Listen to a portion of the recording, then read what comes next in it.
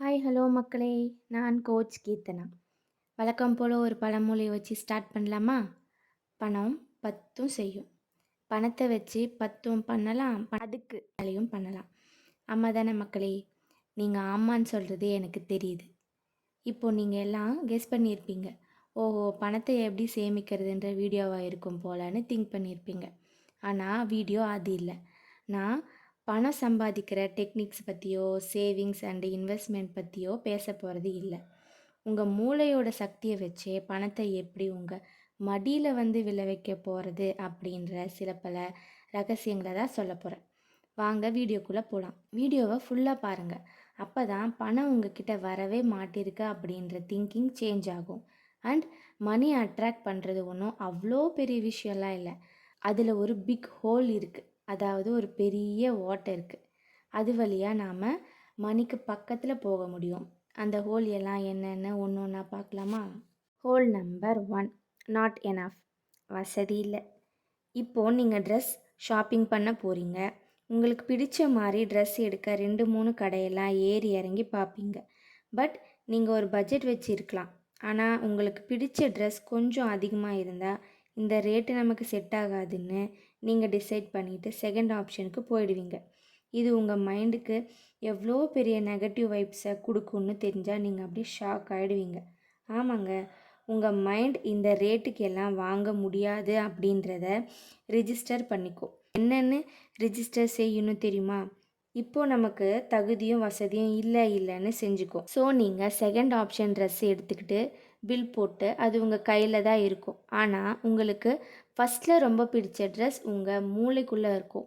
அது உங்களால் வாங்க முடியலன்னு ஷாப்பை விட்டு போன பின்னாடியும் வீட்டுக்கு போயும் அந்த ட்ரெஸ்ஸை வாங்க முடியலையேன்னு அப்படின்ற எண்ணம் உங்களுக்குள்ளே இருந்துகிட்டே தான் இருக்கும். கீர்த்தனா, அதுக்குன்னு பிடிச்சது எல்லாமேவா வாங்க முடியுமா? எது முடியுமோ அதுதானே வாங்க முடியும். எஸ், அதே தான் நானும் சொல்கிறேன். என்ன கீர்த்தனா குழப்பற? பிடிச்சதை வாங்கலைன்னா மைண்டு நெகட்டிவ் ஆகிடும்னு சொல்கிற. எது முடியுமோ அதுதானே வாங்க முடியும்னு கேட்டால் நானும் அதே தான் சொல்கிறேன். என்ன இது? இருங்க.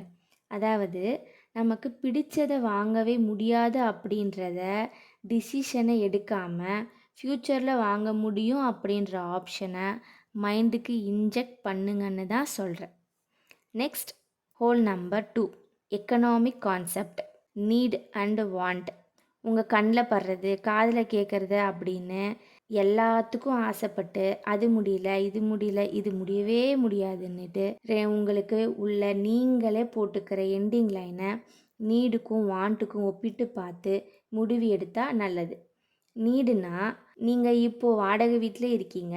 ஸோ பேசிக் ஃபெசிலிட்டி இருக்கிற மாதிரி ஒரு ஓன் ஹவுஸுக்கு போகணுன்னு இருக்கிறது. பட் லக்ஸுரி வேணும்னு எதிர்பார்க்குறது வாண்ட் கேட்டகரியில் தான் வரும்.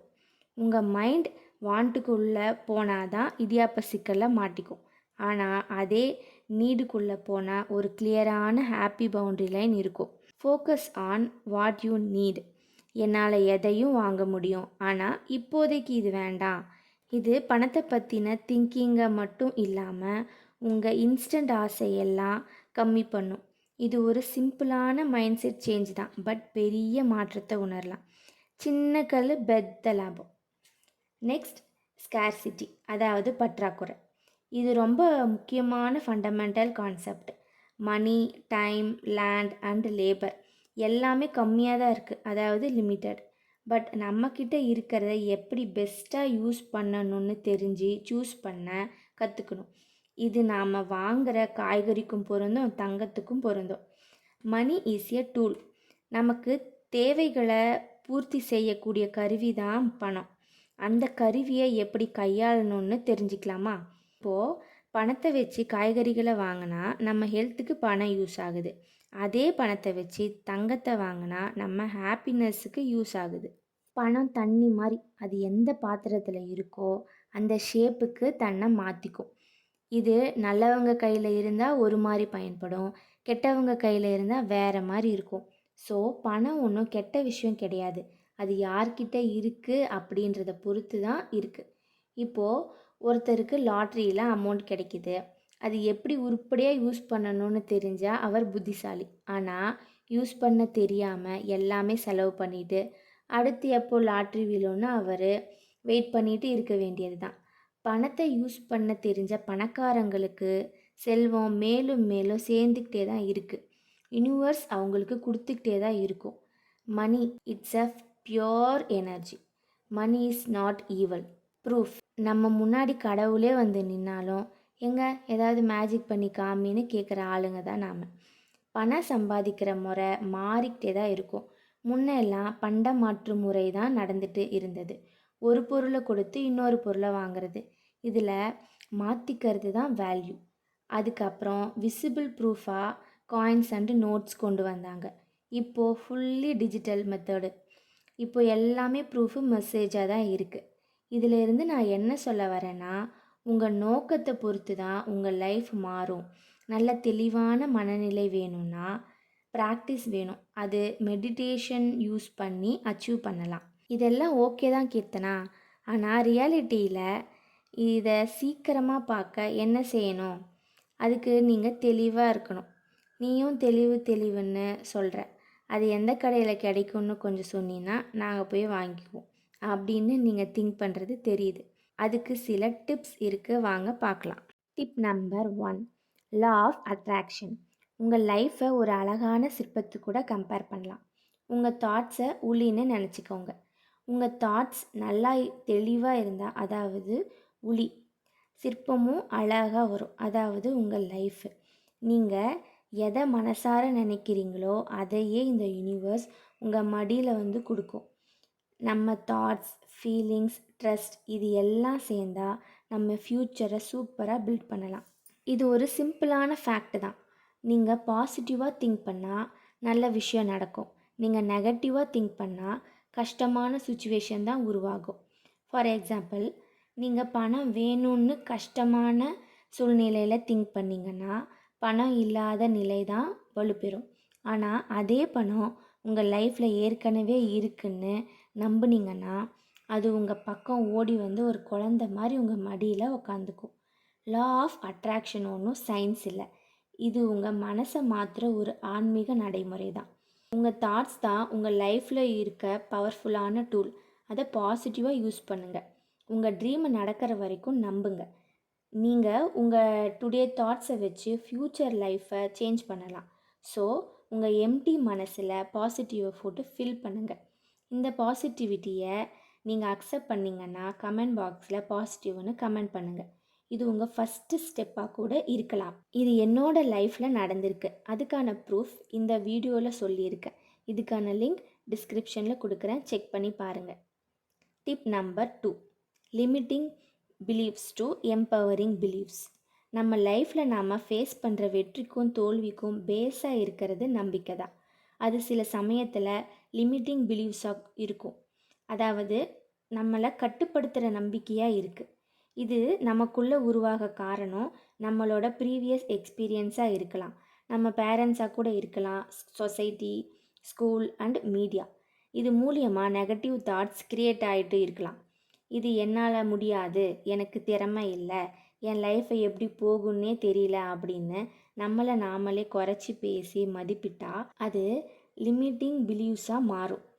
இது நம்ம திங்கிங்கை கண்ட்ரோல் பண்ணி ஆக்ஷன் எடுக்க முடியாத ஸ்டேஜுக்கு நம்மளை எடுத்துகிட்டு போயிடும். இது எந்தெந்த விதத்துலலாம் உருவாகுன்னு தெரியுமா? உங்கள் சைல்டுஹுட்டில் உங்கள் பேரண்ட்ஸ் சொல்கிற சில வார்த்தைகளால் கூட இது உருவாகும். நீ இந்த கிளாஸில் ஃபெயில் ஆகிடுவ, நீ ஒரு சோம்பேறி, இது உன்னால் செய்ய முடியாது. இதெல்லாம் உங்கள் மனசுக்குள்ளே ஆழமாக பதிஞ்சு நம்மளால் இதை செய்ய முடியாதுன்னு எண்ணுவோம்.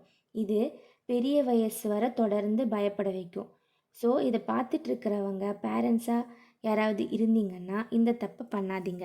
ஆல்ரெடி செஞ்சுருந்தா உங்கள் பசங்கக்கிட்ட சாரி சொல்லுங்கள். எம்பவர் பிலீவ்ஸை பில்ட் பண்ணணுன்னா உங்கள் இன்னர் ஃபீலிங்ஸை கவனிங்க. அதாவது நீங்கள் எக்ஸாமில் பாஸ் ஆக முடியாதுன்னு உங்களுக்கு சந்தேகம் வருதுன்னா நீங்கள் என்னால் கண்டிப்பாக பாஸ் ஆக முடியும், நான் நல்லா ப்ரிப்பேர் பண்ணி இருக்கேன், நோட்ஸ் எல்லாம் நல்லா எழுதி வச்சுருக்கேன்னு நோட்ஸ் எல்லாம் பார்த்தா ஒரு இன்ஸ்டன்ட் எனர்ஜி கிடைக்கும். ஸோ ஐ ஆம் the best, I can do it all, I can change my life போன்ற வார்த்தைகளை சொல்கிறதால உருவாகும். இது ஒரு நாள் மட்டும் ஃபாலோ பண்ணிவிட்டு மாற்றமே வரலன்னு சொல்லாமல் டெய்லியும் இந்த நம்பிக்கையை மனசுக்குள்ளே விதைங்க. அதுவும் உற்சாகமாக. க்ரோத் மைண்ட் செட் வேணும்னா ஃபஸ்ட்டு தப்பை பார்த்து பயப்படக்கூடாது. அதை ஒரு லேர்னிங் எக்ஸ்பீரியன்ஸாக எடுத்துக்கிட்டு பாசிட்டிவை நோக்கி போய்க்கிட்டே இருக்கணும். இதுக்கு ஒரு பெஸ்ட் எக்ஸாம்பிள் தாமஸ் எடிசன் தான். தாமஸ் என்ன சொல்லுவாருன்னா, I have not failed, I have just found 10,000 ways that do not work. அப்படின்னா, நான் தோல்வி அடையல, வேலை செய்யாத 10,000 வழிகளை நான் கண்டுபிடிச்சிருக்கேன் அப்படின்னு அவருடைய எக்ஸ்பீரியன்ஸில் இந்த உலகத்துக்கு சொல்கிறாரு. Tip number 4, specific desires. உங்களுக்கு என்ன வேணும்னு கேட்டால் அதை கரெக்டாக கேட்டு வாங்கிக்க தெரியணும். உங்களுக்கு எவ்வளோ பணம் தேவைப்படுதுன்னு கேட்டால் நிறைய வேணும்னு சொல்லாமல் 50,000 வேணும், 1,00,000 வேணும்னு கேட்க தெரியணும். இப்போது நீங்கள் பஸ்ஸில் ஏறிட்டு கண்டக்டர்கிட்ட நான் சென்னை போகணும், இல்லை வேலூர் போகணும், இல்லை கோயம்புத்தூர் போகணுன்னு கேட்டால் கண்டக்டர் நம்மளை மேலே கீழே பார்த்துட்டு பஸ்ஸை விட்டு இறங்குன்னு இறக்கி விட்டுட்டு போயிடுவார். ஸோ உங்களுக்கு கரெக்டாக இதுதான் வேணும்னு ஆணி அடித்த மாதிரி கேட்க கற்றுக்கிட்டா இந்த யூனிவர்ஸ் உங்களை கூட்டிகிட்டு போகும். Tip number 5, exercises. நீங்கள் மணி அட்ராக்ட் பண்ண 3 எக்ஸசைஸ் சொல்கிறேன். எக்ஸசைஸ் நம்பர் 1, பணம் உங்கள் வாழ்க்கையில் எந்த அளவுக்கு யூஸ்ஃபுல்லாக இருக்குன்னு 5 திங்ஸு எழுதுங்க. எக்ஸசைஸ் நம்பர் 2, 1 இயரில் உங்கள் கோலை அச்சீவ் பண்ண செய்ய வேண்டிய 5 விஷயங்களை எழுதுங்க. எக்ஸசைஸ் நம்பர் 3, உங்களுக்கு தேவையான அமௌண்ட்டை நீங்கள் ரீச் பண்ணதும் என்ன ஹெல்ப் பண்ணுவீங்கன்னு 5 திங்ஸ் எழுதுங்க. நீங்கள் டவுனாக இருக்கும்போது எல்லாம் இதை பார்த்தீங்கன்னா மோட்டிவேட்டடாக ஃபீல் பண்ணுவீங்க. Tip number 6, GAV. G for gratitude, A for affirmation, V for visualisation.